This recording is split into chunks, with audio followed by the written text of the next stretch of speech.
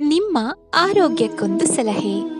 ಈ ಎರಡನ್ನು ಯಾವಾಗಲೂ ಪರೀಕ್ಷಿಸಿಕೊಳ್ಳಿ. ಬಿಪಿ, ಶುಗರ್ ಈ ನಾಲ್ಕನ್ನು ಹೆಚ್ಚು ಬಳಸಿ.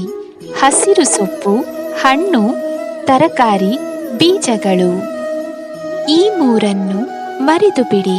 ನಿಮ್ಮ ವಯಸ್ಸು, ಕಳೆದು ಹೋದ ದಿನಗಳು, ದ್ವೇಷ ಈ ಮೂರನ್ನು ನೀವು ಪಡೆಯಲು ಪ್ರಯತ್ನಿಸಿ. ನೈಜ ಮಿತ್ರರು, ಪ್ರೀತಿಸುವ ಕುಟುಂಬ, ಧನಾತ್ಮಕ ಚಿಂತನೆ. ಆರೋಗ್ಯವಾಗಿರಲು ಈ ಕೆಳಗಿನವುಗಳನ್ನು ನೀವು ಮಾಡಿ: ಉಪವಾಸ, ನಗು, ವ್ಯಾಯಾಮ, ತೂಕ ಕಡಿಮೆ ಮಾಡಿಕೊಳ್ಳುವುದು.